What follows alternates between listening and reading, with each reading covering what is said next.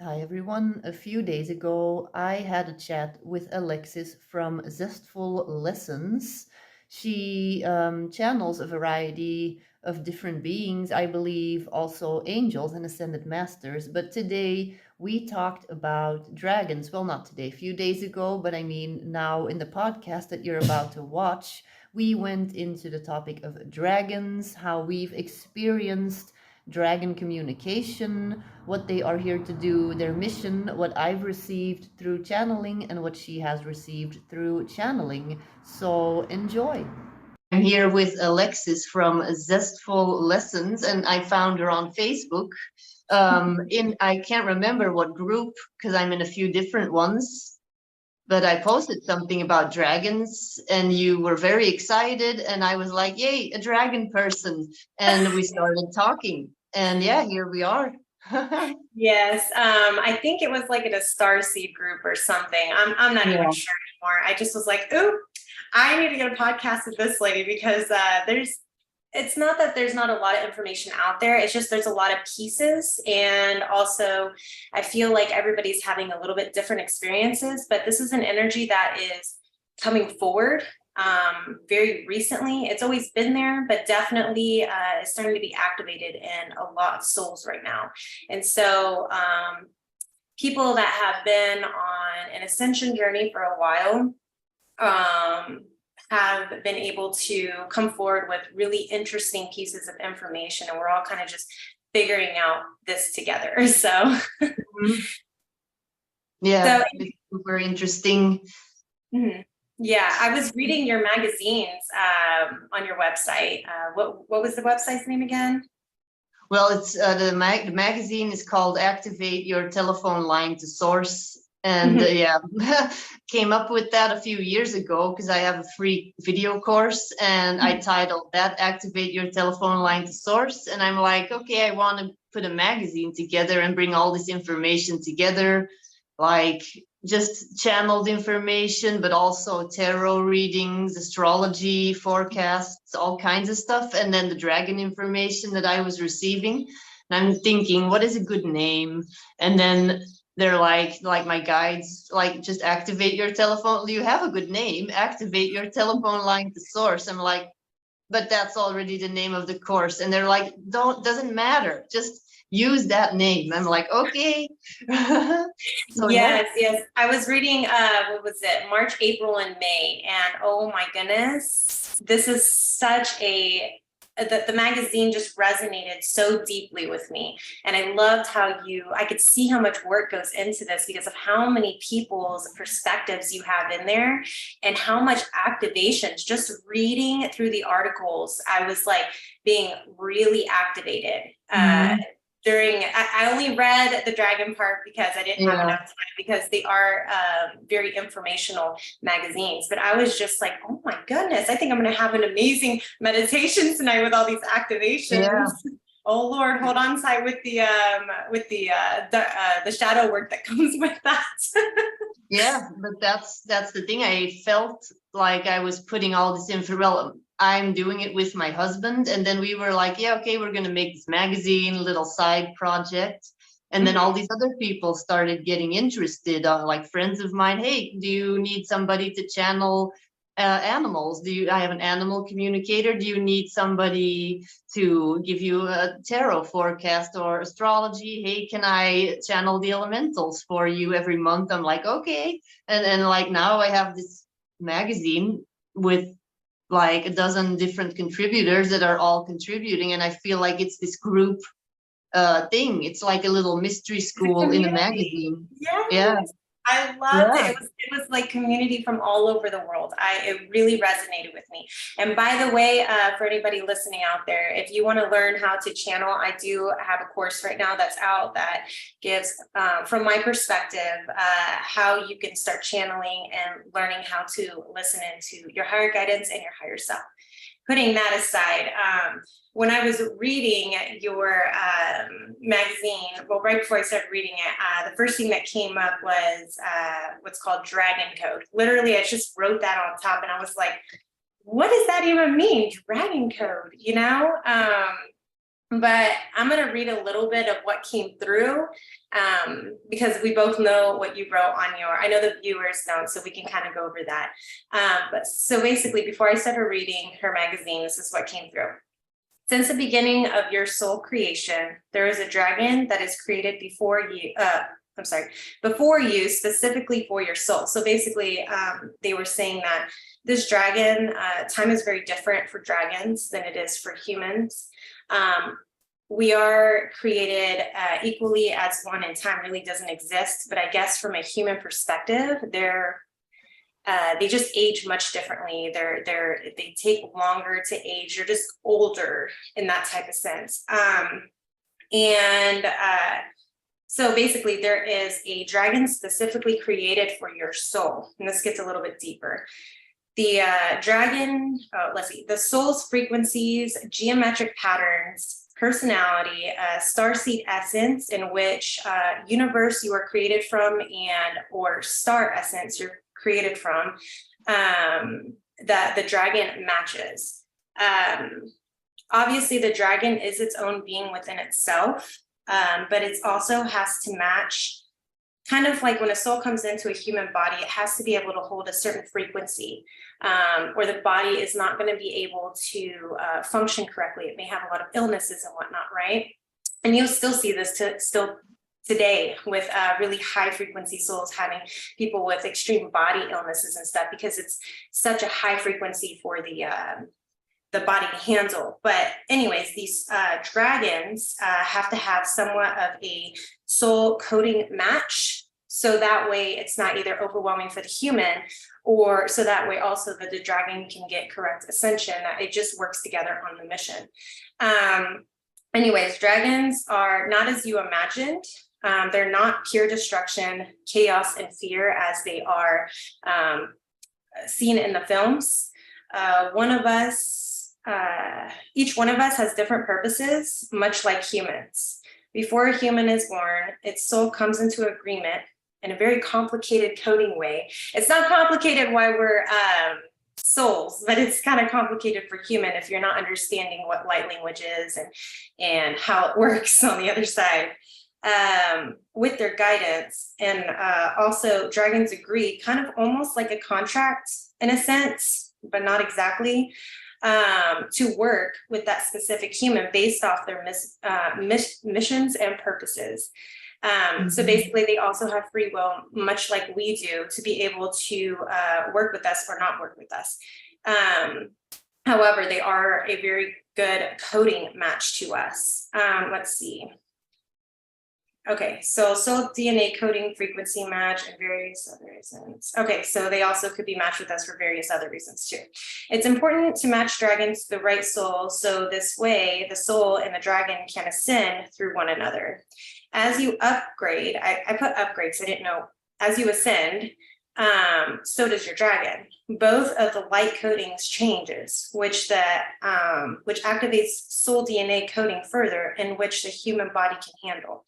So that's the first piece that I actually wrote for before they become human, because in your magazine, kind of the next step was when you are in a lifetime and about to meet your dragon again. I mean, you could have met them in the past, but before you meet them again in this lifetime and in that remembrance, I kind of, for some reason, got the message of when they were actually like, their souls were like starting to be created and stuff, and what that perspective may look like. So I just wanted everybody to know that both the dragons and you have that free will to work with one another. And it's like an unconditionally loving way of a team coming together and working together. So yeah, it's like perfectly put into words, but into different words that mean the same thing, kind of like what I've been receiving. It's very interesting because I have like my little notes here, and basically what they were saying, I literally put it in bold font. It says like humans and dragons are allies, that we're basically allies. We're here, we chose to be together as allies. And the way I saw it, the way they even showed it to me yesterday, I was talking to a friend about this, that they come because we are so much light like the old souls, the ones that are here with the spiritual mission activated to really come and do spiritual work and to transmute, help up to really shift this old energy, to shift out of this 3D and to help ascend the planet. They have these dragons with them, and because we are so bright, we are this big light, like this giant flashlight walking around, and that's going to attract a whole bunch of things that are attracted to this flashlight. So the dragons are like this amplifier of the light, and at the same time they are like this protection shield that's going to make sure that we can efficiently do our work. And they're at the same time very grounding and also very connected to these higher realms, and that that we're supposed to really trust them and lean on them for support. And we have the free will to say, oh, I don't want to do this.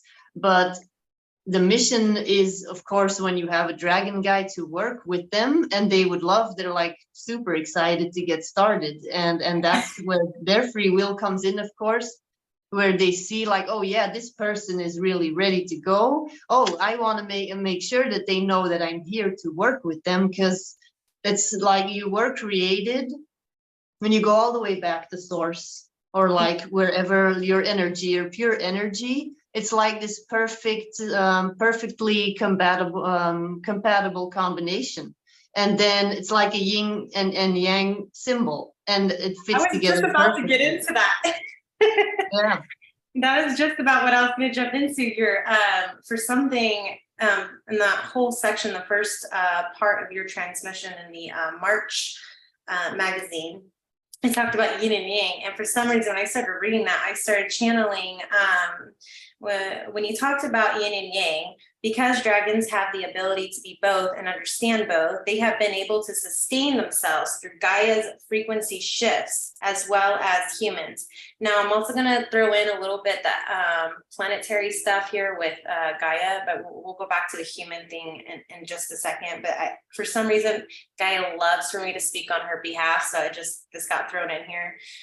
There are some dragons specifically made for balancing and working alongside Gaia's soul light codes. So not only do humans get the free will and the choice and the matching light codes, so does our planet and planets in general. And suns and solar systems, like it's like a whole thing. So they're like following along Gaia's soul, light codes, and mission.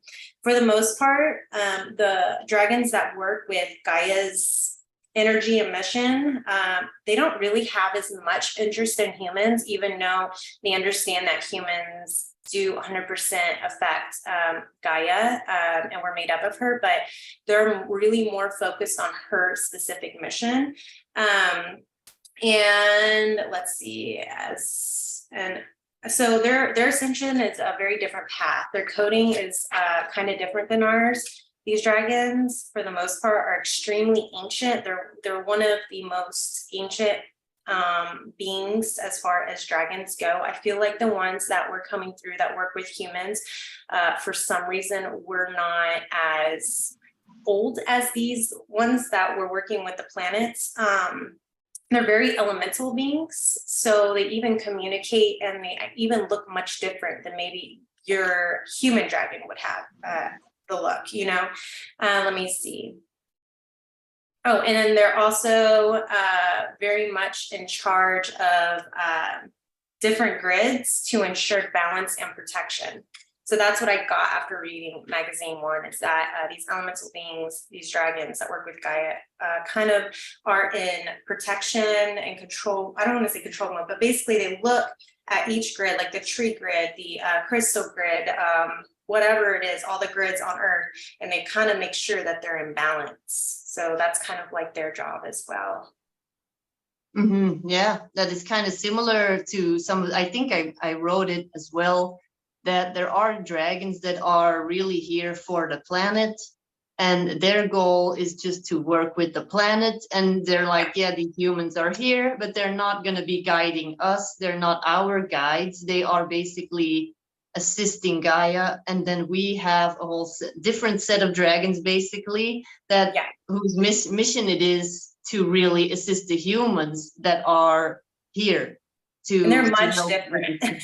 Yeah, yeah. And I've encountered both kinds when I lived in Arizona, in well, very close to the Superstition Mountains, which is like this mountain that there's a bunch of legends and myths connected to the mountains. But then when I started to awaken to the dragon consciousness, Mhm. I started noticing that there was something about the mountain. There was some energy that I like was attracted to. I'm like, okay, what is this energy? And I lived in a trailer back then, and I had already met my personal guide, my dragon. And so I was meditating and I'm just connecting to this mountain. And I'm just looking out of my little trailer window, looking at the mountain. And suddenly I feel everything vibrating. And it's like the ground was vibrating, but it wasn't really physically vibrating, but it felt like it was happening physically, like it was actually happening. And I Mhm. look at the mountain and I see this really brown dragon, like kind of going like this around this mountain. And I'm like, okay, the dragon introduced itself to me. And then I started when I was walking there and I could feel its presence, and they're very protective of the land, is what I Yes. feel. And when I moved, because then I moved back in 2018, and I looked at the mountain and I'm like, with tears in my eyes, like, oh no, I'm gonna miss you. And I could really feel this dragon saying, like, you'll be back. And this very, like, was what I felt was like it was a male. Yeah, it was a male, and he was like this very fatherly dragon figure of like, you'll be back, and don't worry, we will meet again, and you are always welcome here. Like, they are protecting parts of the land. And yeah, they have, they're not really shy, I would say, but they don't really care for humans. They're not as much as the other type anyway. Yeah, one so two things I want to bring up here too is dragons teach you how to set healthy boundaries. They really understand what it is, and they have a knowing of when you're ready for certain things, and they understand when you're kind of crossing the line, or if, for instance, like in my meditation, if I feel any type of fear, or I feel like a entity is interfering, a person's interfering with my meditation, like their energy or something like that, my dragon makes it very clear that that this area is not to be messed with at this time. I mean, anytime, but really during Yeah. this time. And you could especially see that during your meditations. I met my dragon not too long ago during a meditation. I actually didn't know her name for a long time. She has like a very dark feminine feeling to her, but she's not dark. She's unconditional love, but man, she's fierce. And Hmm. so she kind of reminds me, she looks kind of like the ones off of what's that dragon series with the girl with the white hair? I always forget it. Game of The Thrones, the House House of of Dragons Dragon. or something. Yeah. Okay, it looks very similar to her dragons, but I feel like her dragons are very skinny. Yeah, Like they don't get to eat they're very long, often. they're very long. They're Yeah, really very. long. Okay, mine Yeah. mine got some like grounding to her.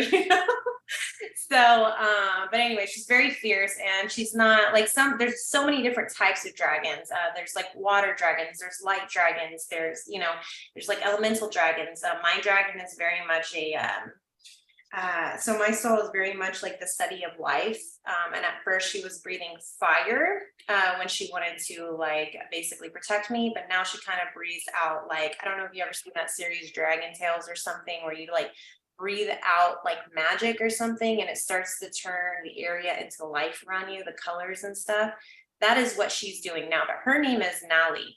And I Hmm. looked that up yesterday, and try to figure out what that name is, and it's something about your inner soul or something like that. I forgot off the top of my head. I had too much happen since Hmm. then, but anyways, and then the other thing I felt was really interesting too is I loved how specific when you talked about these families that got these really amazing dragons when they actually were a physical being in front of you, when they allowed that at the time, the dragons kind of allowed that to happen, because we were at a different consciousness level.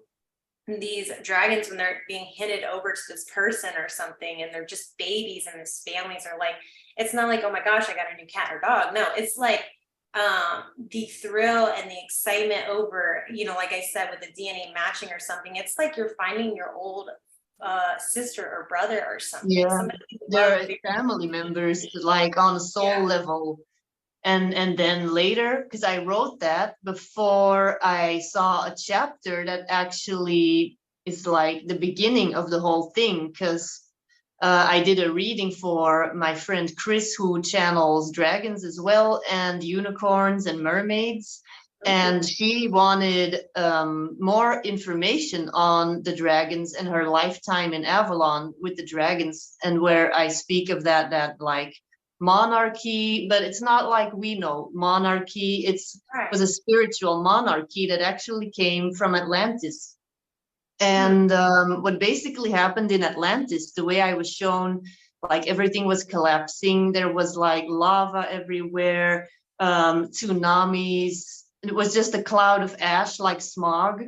And out of this cloud of smog, like hundreds of dragons are just like flying up out of this cloud with a bunch of like people on their backs, and they're escaping. It's basically like this dragon exodus of Atlantis, and they were spreading out to all these different places. Like they went to Avalon, they went to Mount Shasta, they went to the Himalayas, Mount Atlas, everywhere, and their Mount Fuji, and their dragon hotspots basically. And they had to preserve this Christ consciousness. Hmm. And Yeah. apparently, the people that were riding the dragons were connected to the Lyran bloodline. And because this Lyran bloodline is very connected to Christ consciousness, Hmm. that, like in our galaxy, Lyra is one of the oldest star systems where Christ consciousness was first established. And Hmm. this is what I've received, there's a stargate there through which the dragons came to Earth.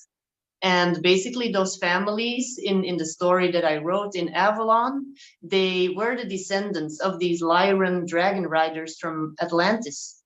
And that's why the match went so easily for these families. They were basically this monarchy, but they were like a spiritual monarchy that just had such a high frequency that also resonated in their physical bodies, so that these dragons who came from these original dragons that escaped Atlantis, they would be a perfect match for these families.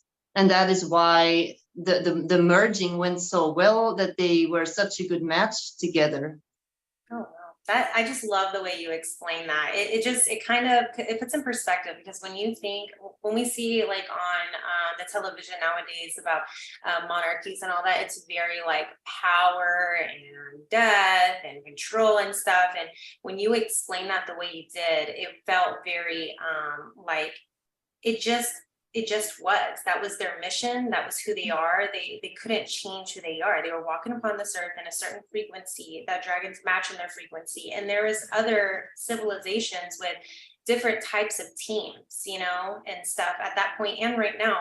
For the people that are coming into remembrance, people that are going to resonate with this, it's just kind of like we're kind of in this dragon tribe thing right now, and there are different types of activations for different people and different tribes. So it's kind of like equal across the board, but when it comes to dragons, yeah, having that kind of unconditionally loving frequency match was just, the way you explained that was just so awesome. I loved it. So Yeah. and then you also explained going into the cave and meeting your dragon. And I found that to be a very beautiful metaphor for like facing your own fears in this lifetime. Because often when we walk this path, we choose to like embrace this whole spiritual journey. And that brings with it a bunch of shadow work, like you were saying earlier, like you have to face your own shadows. And Yes. somewhere this dragon is also a part of you. And if like you have to make sure that this frequency matches if you enter this cave. And that is also why I draw their eyes, because I didn't know for years I was drawing the dragon's eyes. And like people ask me, oh yeah, can I get a portrait of my dragon? And what would they do? They would like fly in front of me, and Uh-huh. they would only show me their eye. They would show me the eye. And I'm like, yeah, but I would like to see like all of you. I want to draw this nice portrait. Yeah, but you only need this eye. That's all you need. They're gonna get all the activations. Oh, you just So reminded me. Oh my goodness, I'm so sorry when you said the eye like that.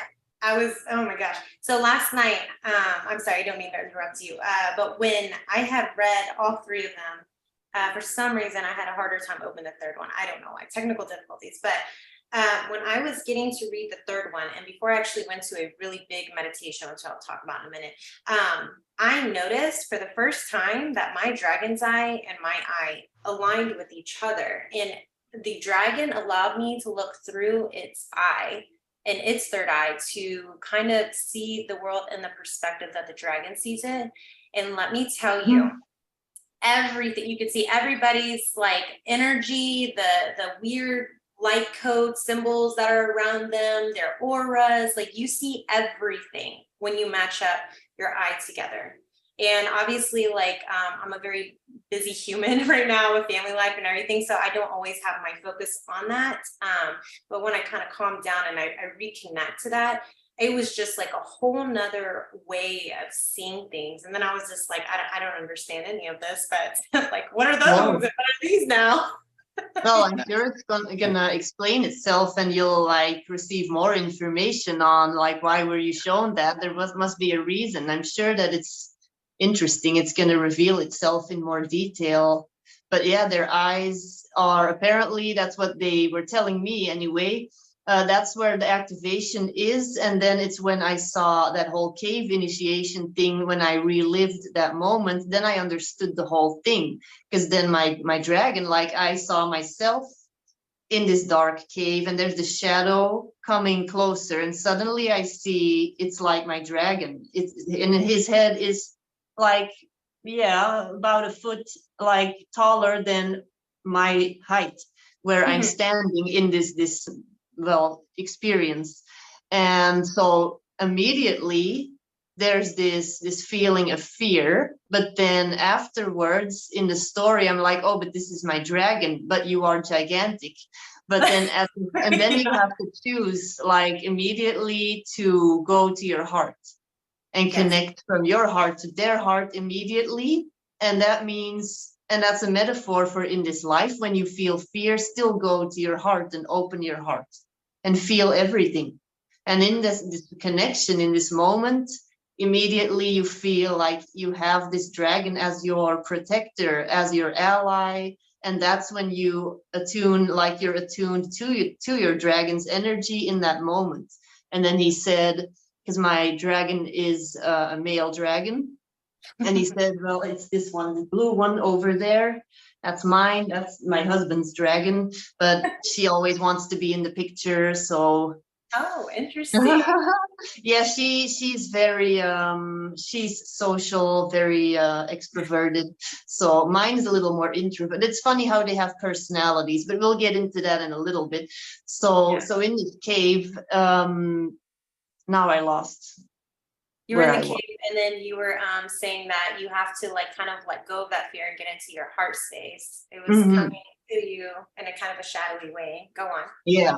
And then, yeah, so you realize, like, okay, when you open your heart, that if you could do this, that's what he told me right away. Like, if you could do this in a past life, you could face this fear right here, then you can do anything. If you like in this lifetime, we don't have these big physical threats. We don't have like wars the way we used to have wars with millions of soldiers like fighting on the battlefield. We still have wars, but they're very mental wars a lot of the Yeah. time, and political wars and stuff like that. And the dragons are saying these things are still going on, but we are well fighting. We're just navigating this world in different ways, in subtler ways, and we are still here to offer our assistance, but you have to completely open up to us. It's like they want us to fully open up. They say we can only help you as far as you are willing to let us in, as Right. far as you're willing to open up to us. And if you do that, if you trust that we are going to be there, like after you step into that cave in that moment, and it's like, okay, I trust you. I'm here. I'm this tiny human and you're a gigantic dragon. We're in a cave all alone. There's nobody here. You could just eat me or whatever. But and like when you say I trust you with my life, and then they're gonna also say I trust you with my life, because the dragon people think, okay, yeah, there is this really big dragon, but they are also scared and they have to completely open their heart to you. And humans can be very impulsive. You don't Yes. know what they're going to do, so they have to open their heart and love you unconditionally. And when you do the same, then you have this bond and you amplify this energy, and together you can do so much more than on your own. And that's why they came back to assist us. Of course, they're not physical and we can't see them, and it would be really cool if all of a sudden they would come flying through the skies, and that would be super cool to witness that one day. Who knows? But we can work Well, with them still. Well, what I will say to that is going back in your perspective on how it felt kind of meeting your dragon. Just from your perspective, if anybody's ever went hiking and stood on top of a mountain, it kind of reminds you, it turns down your ego. You get to see all of the lands and everything. Yes, you're standing on top of the world kind of feeling, but at the same time, it really humbles you.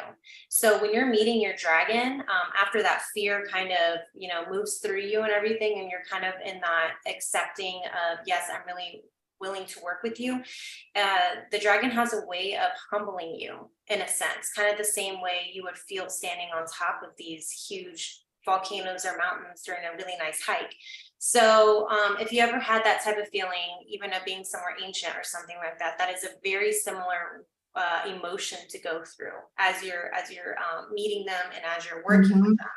My dragon kind of came in through a meditation, and I'm not gonna lie, she came in really fierce. I mean, it was not an easy introduction. I feel like your introduction was way Well, more that was not valuable. really the introduction. That was just a few months ago. It was this Oh, moment that I relived, but I'll like tell you sorry. the whole story in a little bit.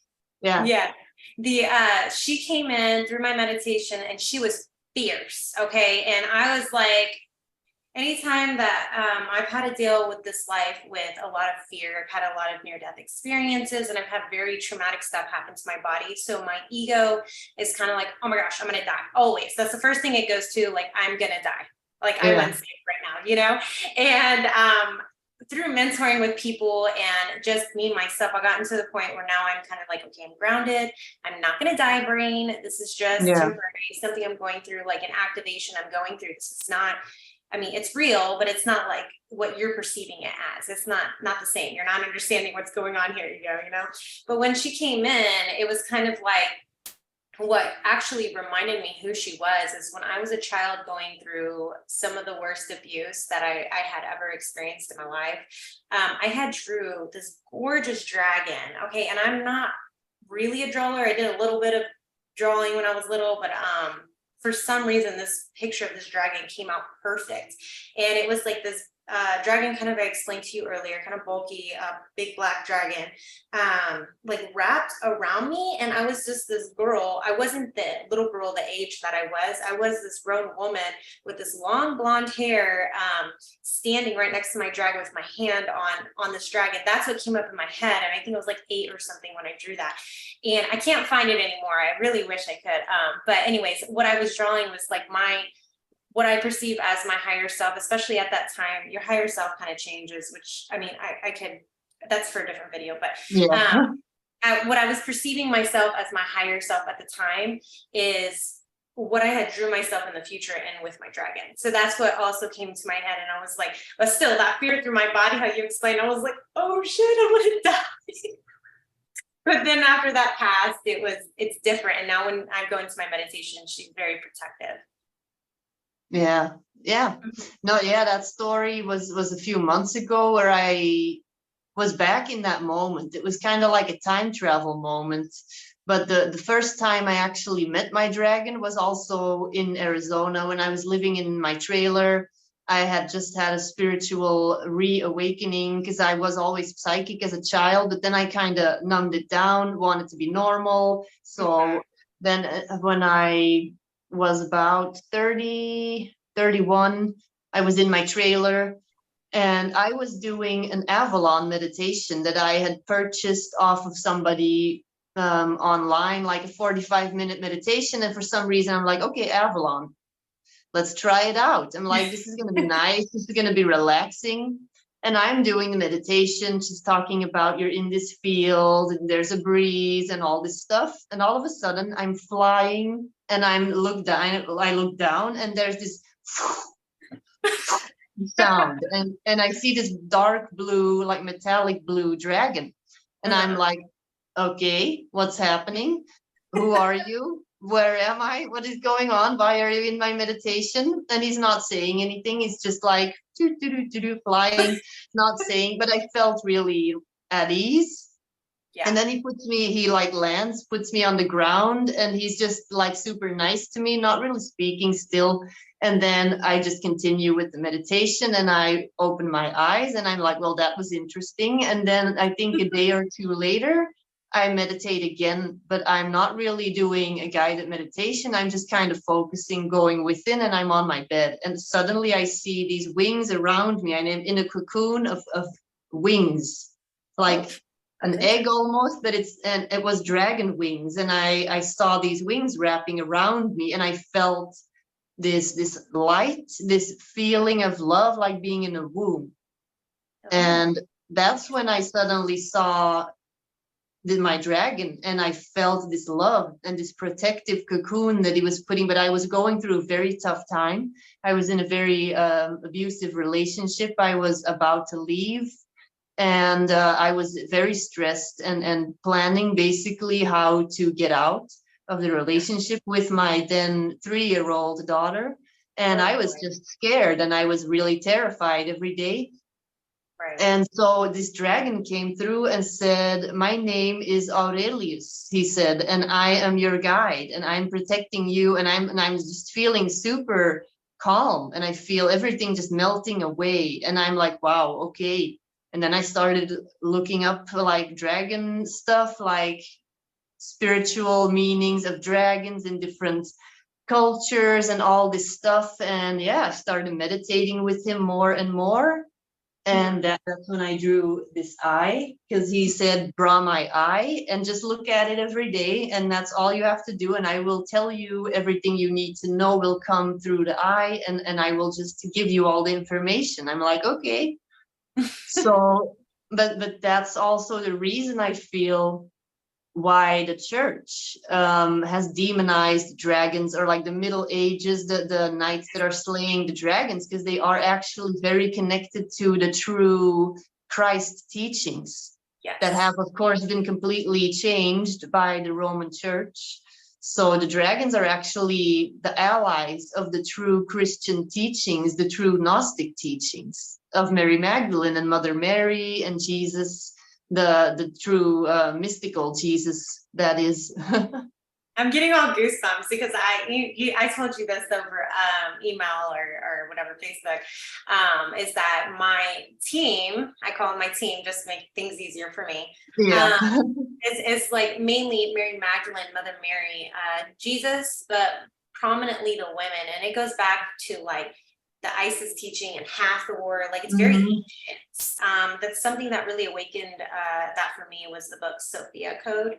But before I had read that book, there was a guy that actually bought some bison meat from, I don't know why, it was just the weirdest thing, but I was really attracted to him and he was selling bison meat and I was like, sure, I'll buy some. So really weird, but he was actually an actor in a I don't know what is it called. It's a new series that's out. It's a whole that has like Jesus, a perspective of Mary Magdalene. Obviously, doesn't give the perspective of like her being Jesus's partner or anything, but it did give a better perspective of her and how she went through like traumas and stuff like that. And I mean, obviously it was a little different. I've read a lot about Mary Magdalene on the side and her daughter Sarah, and kind of like the teachings, like ancient teachings that these women went through in Egypt to be able to kind of match their male counterpart partners, or these big souls that were coming in, to be able to help each other ascend and get the job done. And they would work together. So it was like an equal, Mhm.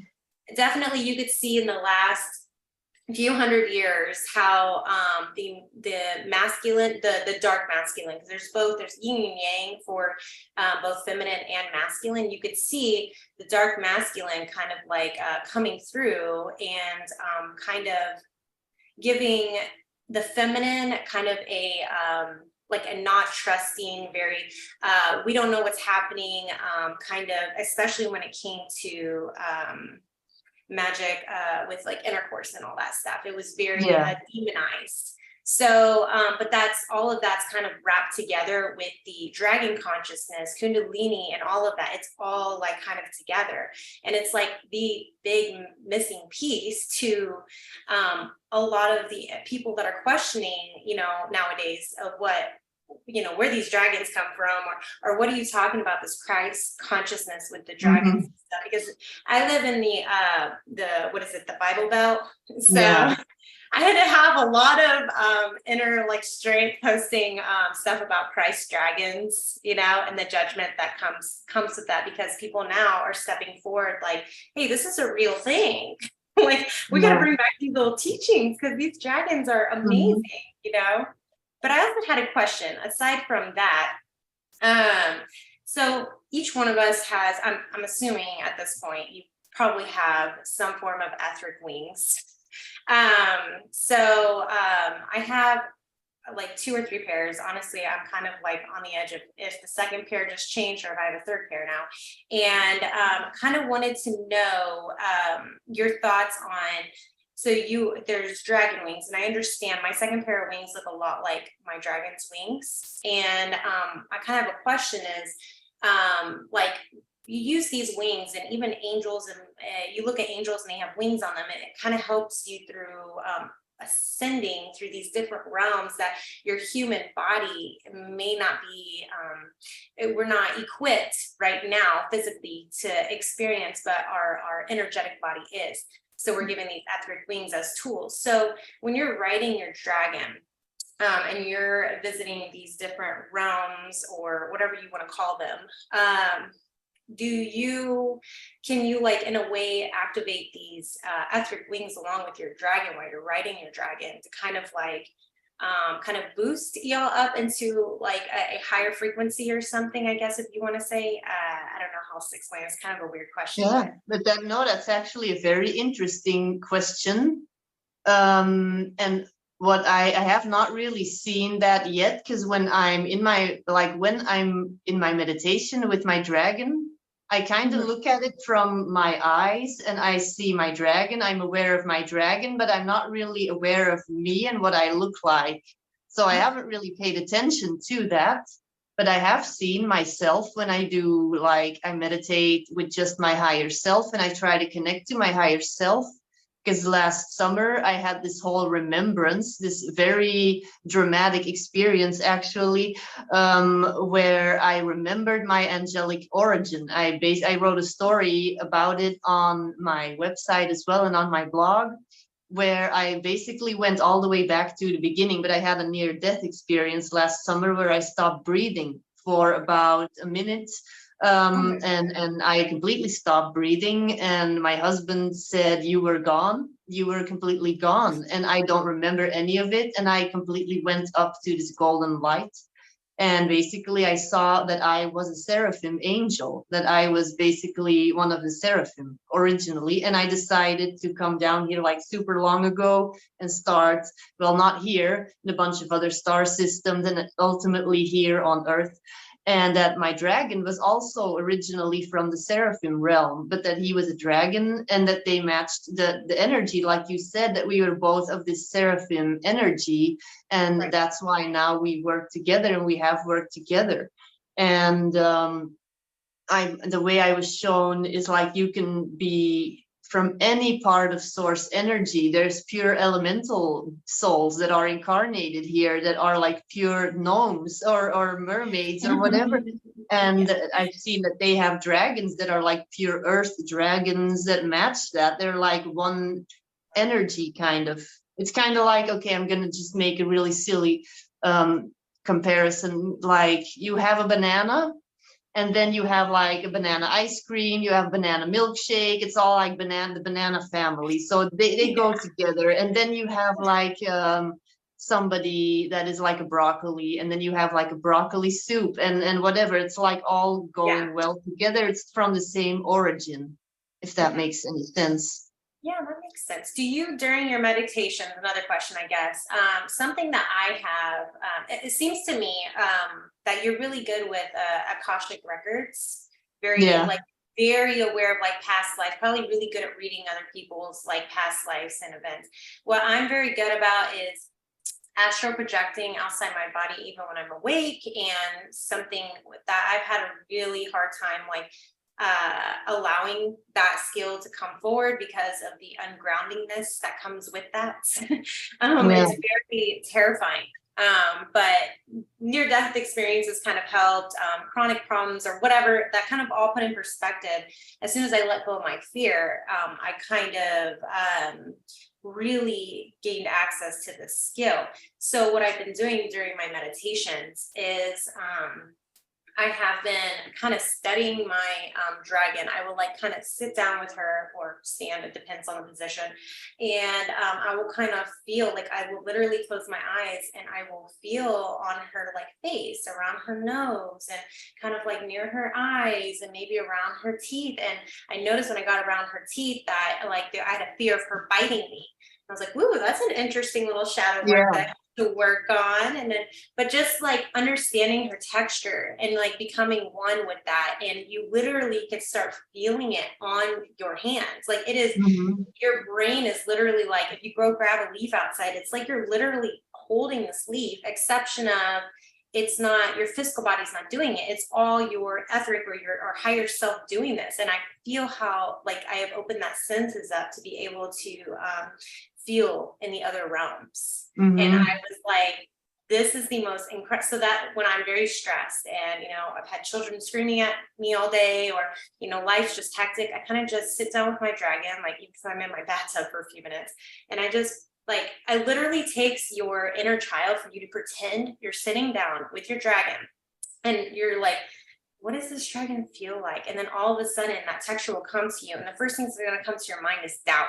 Nah, this is not real and all that. And it's like, you have to be like you are a child. There is no doubt in your head when you're a child. You just kind of go for it and experience it. And whatever happens, happens, you know?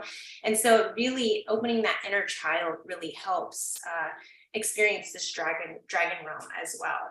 So that's something I wanted to add in there as well.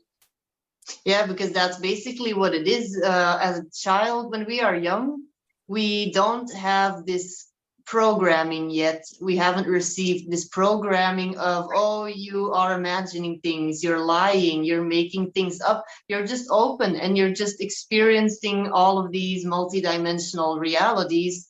And because they're non-physical, you just experience them in different ways, but the adults around you, they've already switched off all of these layers. These other realms, they can't access those anymore. So because they can't see any of it, they're going to be like, oh, you're imagining something. Yeah, You have my parents or my mom was very like, you're right here, you're right now. Like, I don't know what you're saying, you're making it up. Like, that's kind of like, it was, she was just very like, well, I guess my line of women are like, doesn't really understand that feminine empathy. And it's like, I definitely came here to break that, as I also have 2 daughters myself. So anytime my daughters, because interestingly enough, when I looked through the eye of the dragon, I saw both of my daughters' dragons, and they're kind of weighing around. Obviously they have no clue about them yet, or maybe they do, you know, and they don't really know how to communicate it. But anyways, it's just when my daughter points out something, even if I'm busy, I'll just be like, oh wow, that's great, like look at that, and then like make sure that she knows that I'm like paying attention. Like she discovered this truck or something, like I will name it and kind of resonate with her, because I'm waiting for her to get to a point where she starts talking about these, her dragon and these other things. And so that way she knows that, oh wow, well, there is somebody else on this planet, like my mom, that I really Yeah. trust, that sees them too. And I think that's really important for us, even if you're not a parent, or you are a light worker, if you have contact with children and whatnot, and you have the ability to speak up in this type of way, to be able to communicate like what they're seeing and stuff, because it really will accelerate their inner child healing. Like they'll have less to do when they're older, kind of thing, Yeah, yeah, definitely. I can tell now my daughter is 8. She's gonna turn 9 this year. And like everybody is always blown away when they hear the stuff that she's able to do. And to me, it's just, I didn't have to do anything special. All I had to do was validate her experiences and just Right. that's all I had to do. And now she's automatic writing. She sees and talks to her dragon. She can bilocate on command. Basically, she says, oh, I can just meditate and I decide where I go and I can like decide everything. I thought everybody could do this. I'm like, no, not everybody can do that. Yeah. Yeah, no, it's exactly right. And if you want to go a step further, I read my kids a lot of magical books and stuff when I can. I mean, obviously, their attention span's not very, very far, but right now, because they're very young. So, anyways, but my point is literally the minimum thing you have to do for your children is just validate what they're saying or what they're feeling. Literally, that's all you have to do. Yeah. Anything else is just like you're going the extra mile. Literally. Yeah, That's because how I then feel. they're going to be confident in what they are receiving and seeing. And she did have a period where she was like 2.5, I think, where she started having night terrors, those horrible nightmares where they're like standing up and like sitting up with their eyes open, and you're like, what is happening? But they're asleep, but they're screaming.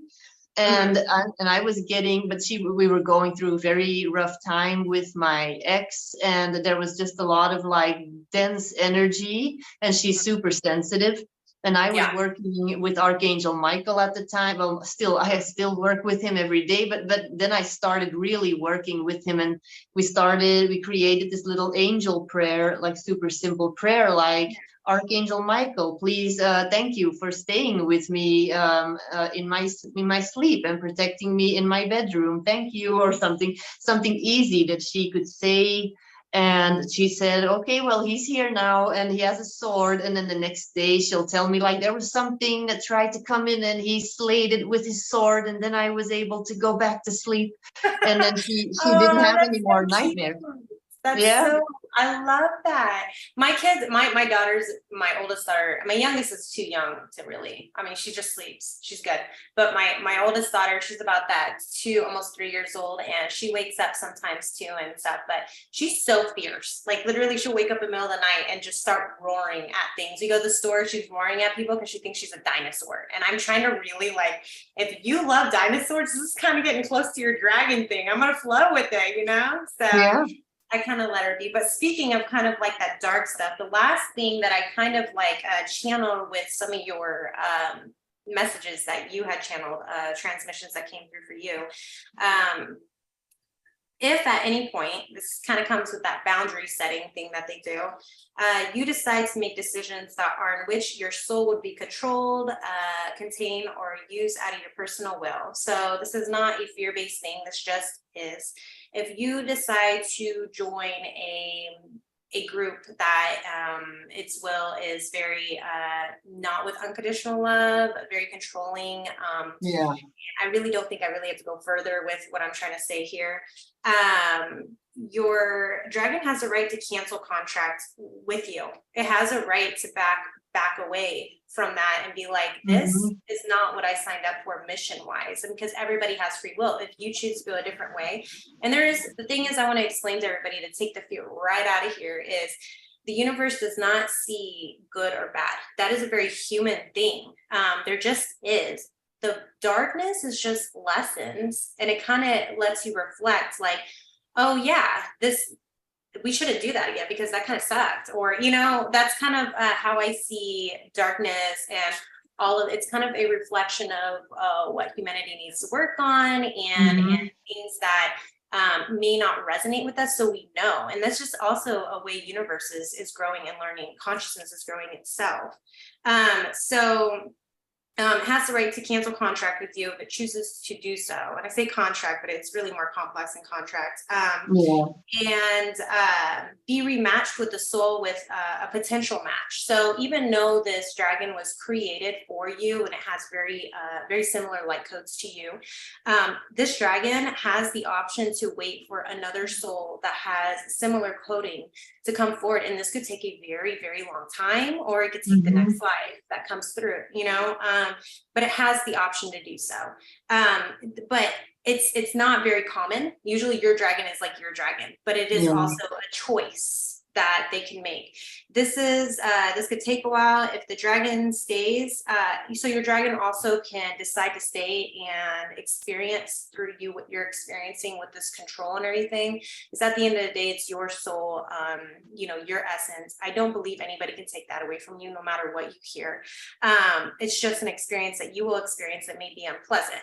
So they can stay with you and choose to feel this dark experience with you, so that way they can kind of gain some type of dark side of ascension. But they will continue to move on with ascension, no matter if your soul decides that it wants to stay in that realm of unpleasantness, or if it wants to move on from that. Dragons are specifically made for you, but they also require your soul to have maturity to choose unconditional love. They will also only be revealed if the soul is ready. For humans to be ready, it could take a few lifetimes, or it could take just one. Even though you could have had past lives with, this dragon, or even be on other planets with this dragon, you may come back as human, and because the consciousness could be so dense here, it may take a few lives for this human body and for your subconscious to kind of be mature enough to be like, oh wow, we can astral project, and then we could also see dragons now. That's cool. Oh yeah, hey friend. That's like what I mean by that. And then so each life, though, no matter how you come about this, like if you're from another planet and then you come here and it takes you a few lives, no matter what, there will always be some type of reminder. Even if you're not ready that life, you may see something with the dragon on it and you're like, oh, well, that's kind of interesting. Or you may be really into it, or it will cross your mind at some point. So it's kind of a reminder like, hey, we're here, but when you're ready. So that's the last thing that came through for me when we talk about kind of that dark stuff. But it's just kind of, I guess, what other than the soul DNA stuff that wanted to come through, I really guess what wanted to come through is that boundary and that free will. Is like they have their own thing going on with that. Yeah, but that is interesting, because a few weeks ago, I saw the higher self of somebody that I was attuning to, but they are going through a very tough time and are actually kind of cut off from their higher self. So I was connecting to the higher self, and the higher self is like, yeah, they're making some bad choices basically, and there's nothing, like they're not listening to me. And this big dragon was standing behind this higher self, and you could see the dragon was there, and I was there with my dragon, and the dragon was like, I'm still here, but they're not asking me for help. So I'm just observing, and I'm just going to stay and observe, but I'm not intervening, because this is not my place. It's not my place right now, because they're making choices that I don't agree with. So like, exactly like you said, they can, if they see like, yeah, this is not gonna be, they're not gonna change, then the dragon has the right to just say, then I'm gonna go and see where my assistance is needed, where I can be of service, where I can help. And because if this person isn't going to do anything, then the dragon is just basically suffering from witnessing how this person is completely cut off from the higher self and from the dragon and all of their spirit guides. And it's not something that couldn't be called back in the future. It just would be very different at that point if that dragon decided to take up other responsibilities. I don't know what that looks like, as I've never experienced that, but that's just what was coming through to me. And I just wanted to let everybody know that it's very much, I will say privilege, even though it's kind of a triggering word for some people, it's very much a privilege to work with these beings, and with everything as a human, whether you're building a business, working on having a family, working on your ascension, whatever it is, working on a relationship. It does take that 5% effort and your conscious choice to do these things. If you're a person that I'm not going to say like wasting their life, but just kind of like not having the intentions of ascending this life, even though you have the capability with your body and your soul essence, but you're in this huge avoidance, and you're to the point where you've just decided this life is just not for you. That dragon 100% can be like, hey, I'm going to experience this with you because I want to understand what it feels like from a human perspective to suffer, or whatever it is, suffer and avoidance or whatever, because I'm not human and I don't know. But at the same time, they could be like, I don't have time for this. Like Yeah. I'm on my ascension game right now. And I will say a lot of the more ancient dragons, they don't have time to be playing around. Hmm. That like if Yeah. you're a very high frequency being, you get this very high frequency dragon, they're not playing around. They're like, No. this is what we need done. We're going to protect you. We love you. Spend time with us. We'll be patient with you. But if you at any point decide that you do not want to work with us, or you're choosing choices that are not of unconditional love, and this has to be pretty detrimental choices. It's not like, oh, you lied to someone once or something. They'll probably look at you like, what the hell are you doing? But that's it. But it's more like really serious stuff. And you're just not moving along to help Earth's ascension. Then they're just kind of like, okay, well, we're going to go over here. And, if something comes along where I could do other things in the meantime, until you're ready, or they may completely just say, universe, God, creator, or, these ancient dragons that they kind of like report to, or, like whoever they work with, their guidance, they will be like, this, we got to kind of rewrite this contract, because this is not working. She's not into this. He's not into this. So I got to make sure that my soul's doing what it needs to do. So. Yeah, I can definitely tell with my guide, like he came in at this point where I was ready to remember basically why I was here. And he came in and it was clear from the beginning that he was like, yeah, but we're here for a mission. We're not going to be playing around, but in a very loving way, like very loving, but like, I'm here because we have work to do. And remember why you're here. You are important. You're doing important work. And I am here. Let's do this. Let's do this together. But you have to face these fears. You're going to go through shadows. You're going to go through stuff. And you're going to have to look at yourself. But you don't have to do it alone. And if you're going to go for it, I'm going to go for it with you. But then you have to say yes. And that's what they're waiting for. You don't have to like say it out loud, but they want to feel that your soul is saying, yes, I don't know what's ahead of me. I have no idea what I'm doing. Like if you're in this world and you realize that you're here on this spiritual mission and that you have this dragon guide, and you're like, okay, I'm going to trust that I am supported, that I have this guidance system, that I'm not doing it on my own, and you're just going to do it. That's what they need to hear. Just like, okay, you're just doing it you're just surrendering control, basically. Absolutely. And with all your guidance, really, I just want to put it out there is that there's not any judgments. The judgment that you're experiencing is actually your own subconscious, because evolution for each species looks very different. And for us, it requires us, the way it is to kind of make dumb decisions before we actually can learn some things. I call it dumb, but like really challenging decisions sometimes. Experiences that we have to go through before we realize like, hey, like this doesn't work and stuff. So there's not really judgment. I mean, you could be as silly as you want. You can be as, serious as you want.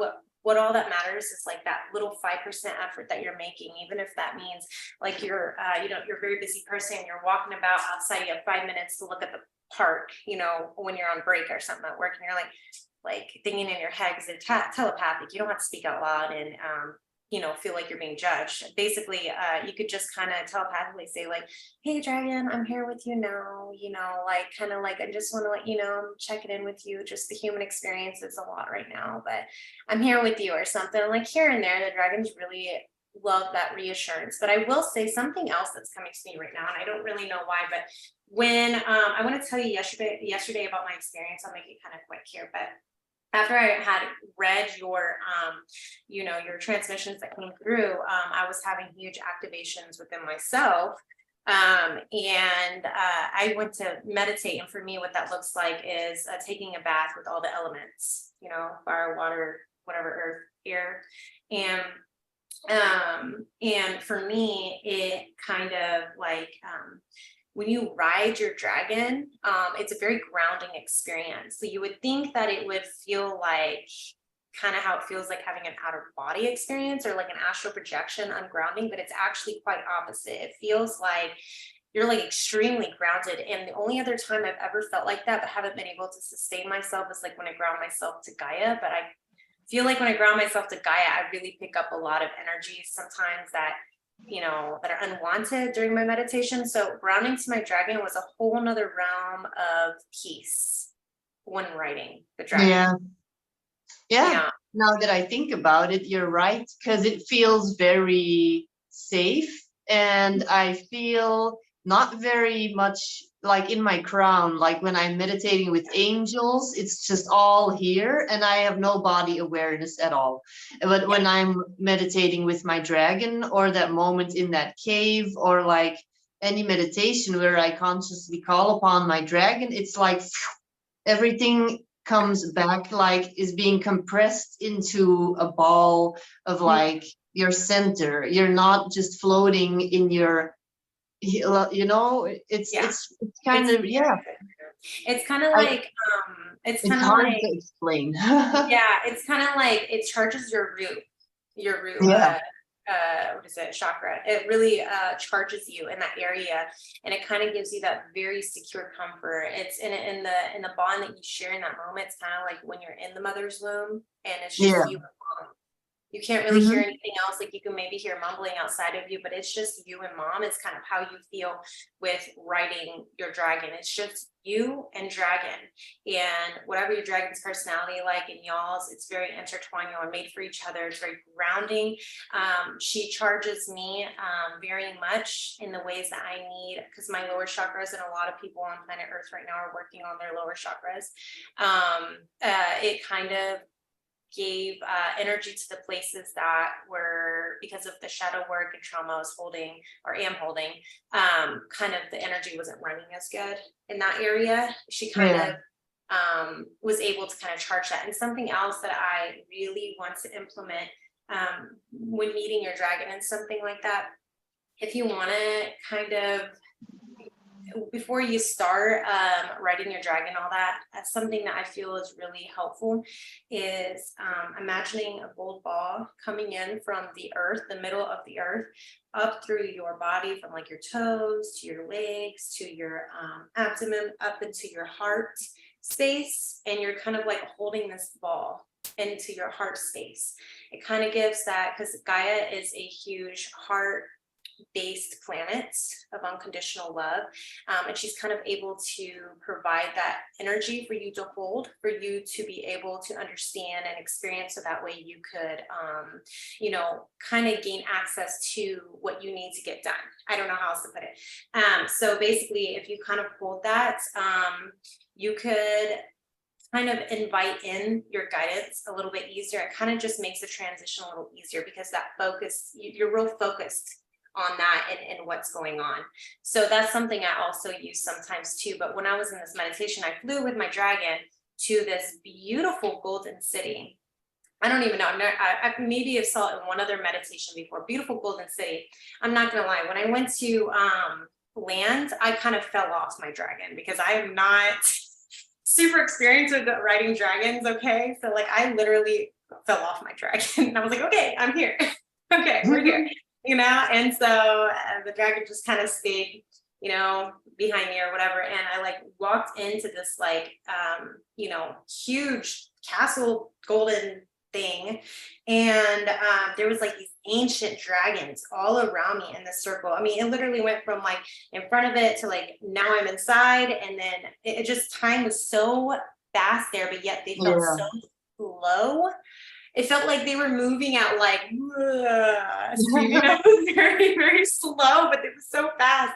Anyways, they were surrounding me, and I was standing in this circle, and I was barefoot, and I could feel the symbols on the stone ground that was like ingrained into the ground.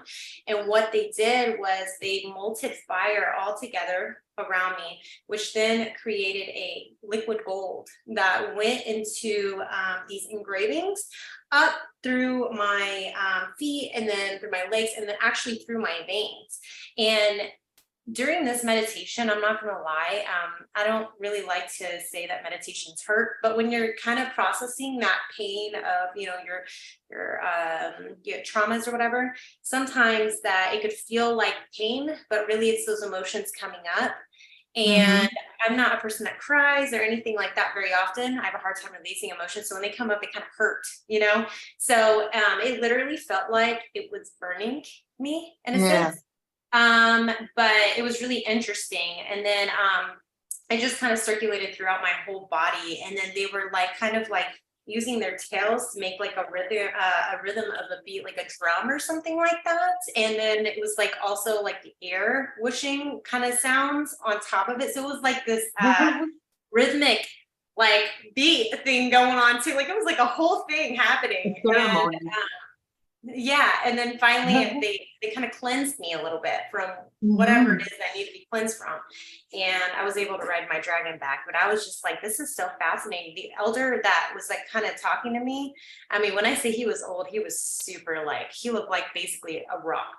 Okay, he looked like rock body, like he was old, and he was like talking to me like in like a very ancient language. Somehow I kind of understood that what he was doing, and that he just said that the purpose is big for me to bring forward some of these messages, and but you know, we got to kind of clean up some stuff around here is basically what he said. So that was after I had read your 3 magazines. So yeah, I was like, maybe we should probably cut this video into like halves, just in case the activations are too much for people. Because I read all 3 of those, and I was like, whoa, like this is like some serious activation right here. So, but the articles you wrote were just beautiful. It really did give me a lot of perspective and resonate with me quite on a deep level. So yeah, I do feel like there's going to be more. For now, they've told me this is it for now, because this is going to be a lot to digest for people. This is like the chapter, the Avalon chapter.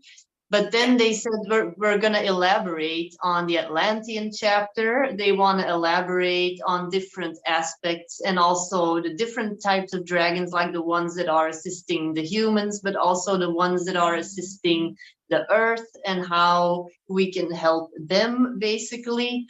Yeah.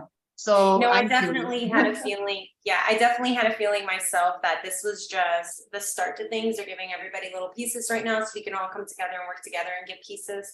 I feel like I have a few other people that when they are ready, kind of give me other pieces of the picture. But I would totally love doing another podcast with you soon, whenever soon is, you know, I mean, there's not really a set date because it depends on activations and what we experience more on these dragons. And there's so many different subjects with them, like elemental dragons, human dragons, you know, soul, dark night of the soul work. I mean, there's so many different like subjects we could kind of hit on with this. And yeah, and even the dragon connection with the Essenes, the mystery school that Jesus was a member of, like we could go on and on about just Mary Magdalene, Mother Mary. Oh yes, and you know, when you wrote that, I'm just like, Mary Magdalene has a way of finding me all my Mary Magdalene sisters, don't they?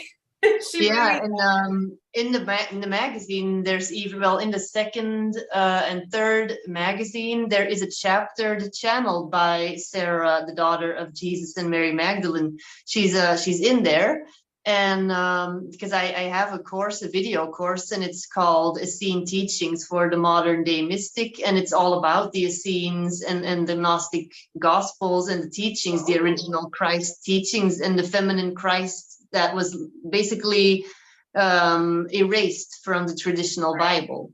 Yeah. So yeah, and the dragons, and I was always like, how do I have so many different interests? But now they're all coming together, like Jesus, dragons, it's all connected. Atlantis, it's all connected.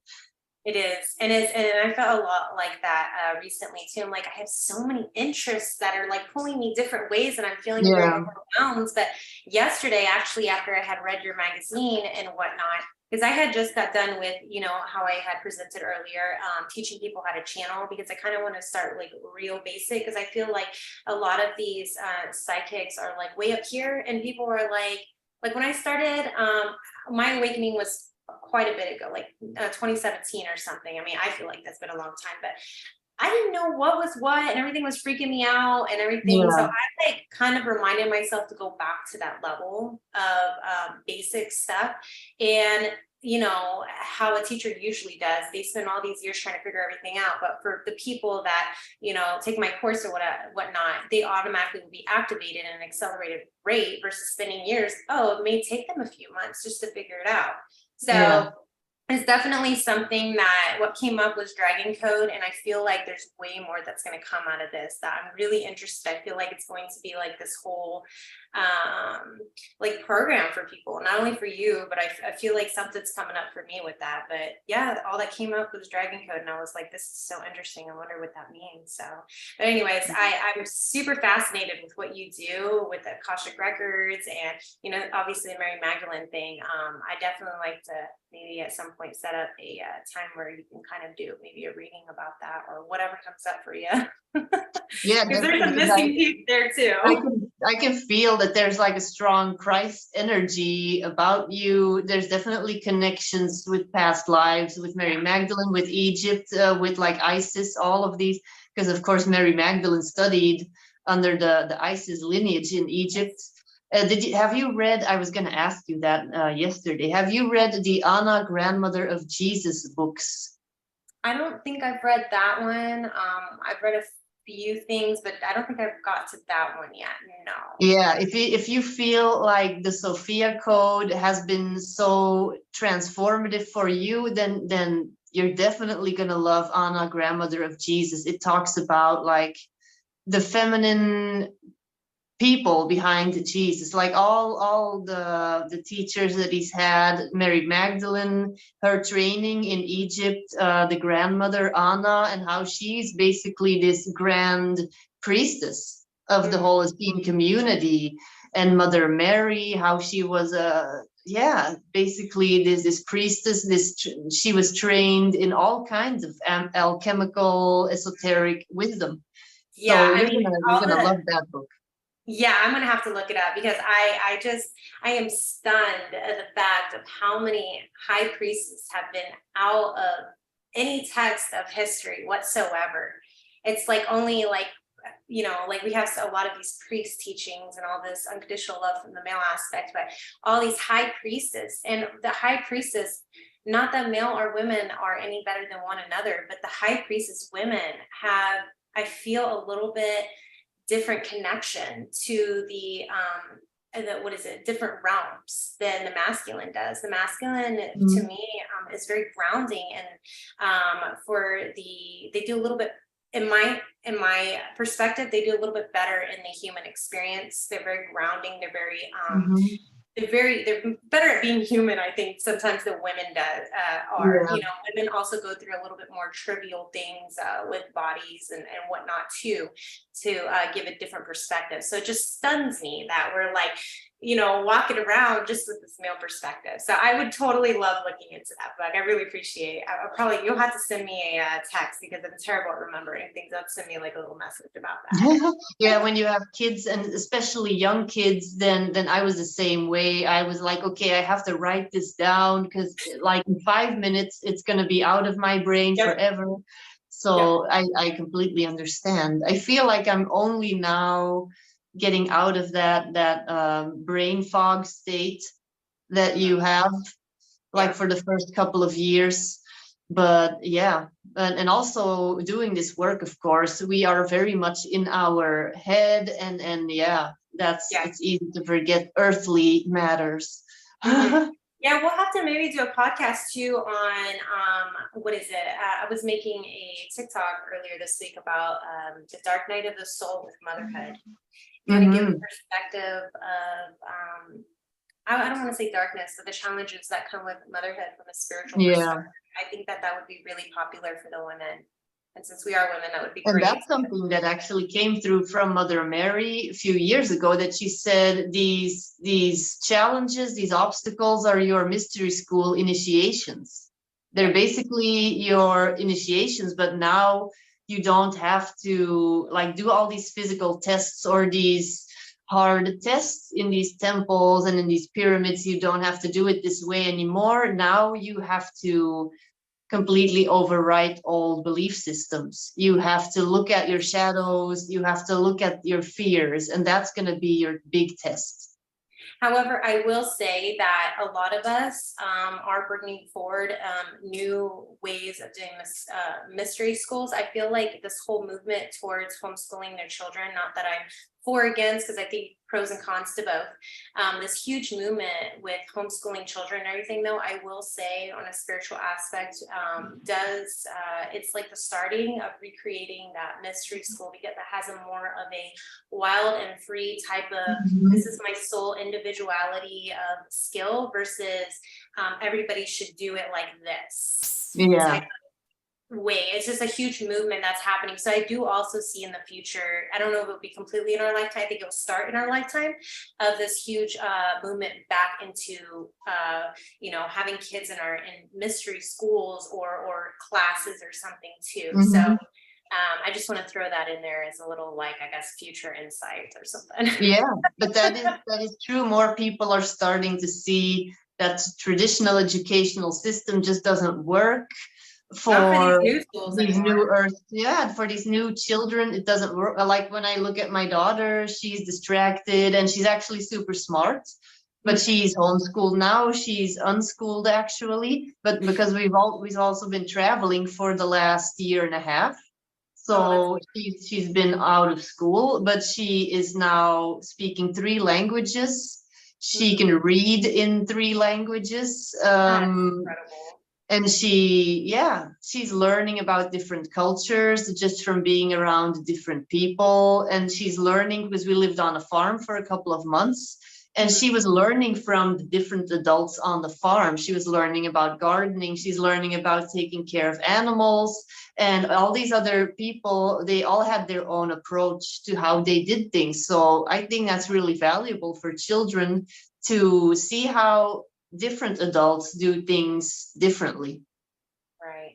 No, I totally agree with you. That open perspective, even when it comes to dragons, even when it comes to learning anything new, just having an open perspective of what other people, even if you don't agree with it, it's like don't fight it. Don't like what is it? Don't like put yourself up against it. Kind of just receive it, take what Yeah. resonates, and just move on. Just move Hmm. on. That's it. Yeah. And if you're So confident in what you choose, if you're confident in the life choices that you've made, then let them do their thing and you go do your thing that you are confident about anyway. So what does it matter what they're doing? yeah. So whatever you choose, it's just implementing that 5% and that validation as parents, and then also even within your own spirituality and ascension is, I guess, what you could also take away here, along with boundaries and dragon codes and all the dragon stuff. So, Yeah. um, Well, this has been super interesting. It's getting kind of late here, and I yeah, really have to I go to the bathroom. And then maybe you have a little bit of time before your children wake up to take a few breaths in and out and connect with your dragon. I appreciate your time. I really do. I really enjoyed our meeting, and I really hope we could have another one soon. Yeah, I appreciate this conversation and yeah, getting these different insights from like what you've experienced. It's been really interesting talking about this, and we'll definitely have to do this again. Yeah. All right. Yeah. Well, I'll see you soon. I hope you enjoyed this podcast. It was very insightful.